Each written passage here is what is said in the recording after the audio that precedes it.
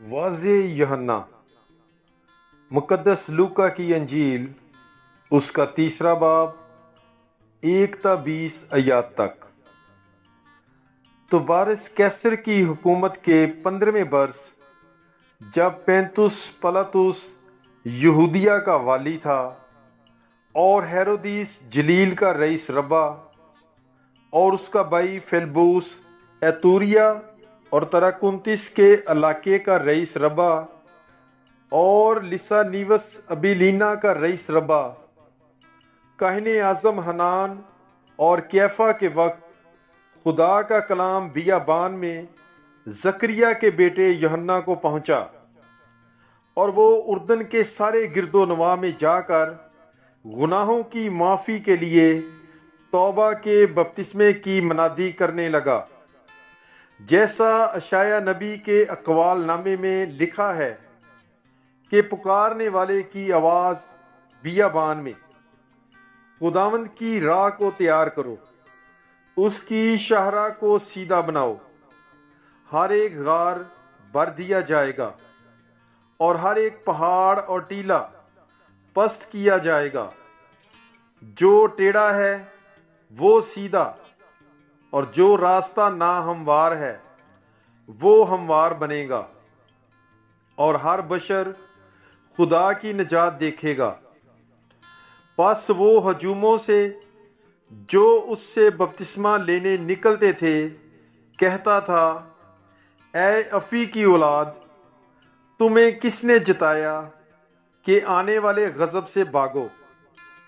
پس توبہ کے لائق پھل لاؤ، اور یہ کہنے کی جرت نہ کرو کہ ابراہیم ہمارا باپ ہے، کیونکہ میں تم سے کہتا ہوں کہ خدا ابراہیم کے لیے ان پتھروں سے اولاد پیدا کر سکتا ہے۔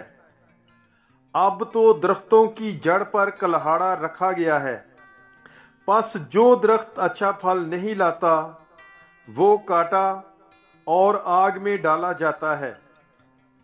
لوگوں نے اسے پوچھ کر کہا، پھر ہم کیا کریں؟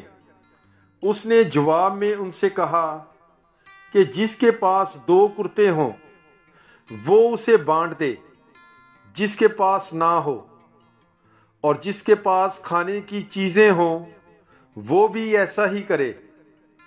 اور محصل بھی بپتسمہ لینے کو آئے اور اس سے کہا کہ اے استاد، ہم کیا کریں؟ اس نے ان سے کہا، جو تمہارے لیے مقرر ہے اس سے زیادہ نہ لو۔ اور سپاہیوں نے بھی اس سے یہ کہہ کر پوچھا کہ ہم کیا کریں؟ اس نے ان سے کہا کہ نہ کسی پر ظلم کرو، نہ کسی سے ناحق کچھ لو، اور اپنی تنخواہ پر اکتفا کرو۔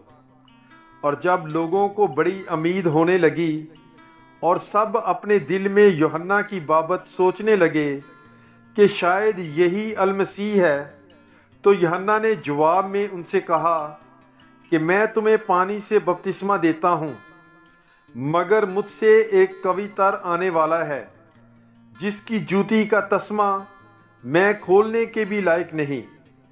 وہ تمہیں روح القدس اور آگ سے بپتسمہ دے گا، اس کا چھاج اس کے ہاتھ میں ہے، اور وہ اپنے کھلیان کو خوب صاف کرے گا اور گیہوں کو اپنے کھتے میں جمع کرے گا، اور بوسے کو اس آگ میں جلائے گا جو بجھتی نہیں۔ اور وہ نصیحت کی بہت سی اور باتیں کر کے لوگوں کو خوشخبری دیتا رہا۔ مگر ہیرودیس رئیس ربا نے اپنے بھائی کی بیوی ہیرودیاس کے سبب سے اور سب بدیوں کے باعث جو ہیرودیس نے کی تھیں یوحنا سے ملامت اٹھا کر سب سے بڑھ کر یہ بھی کیا کہ اس نے یوحنا کو قید میں ڈالا۔ پاک کلام کے پڑھے اور سنے جانے پر خداوند کی برکت ہو، خدا کا شکر ہو۔ God bless you. Bible is life.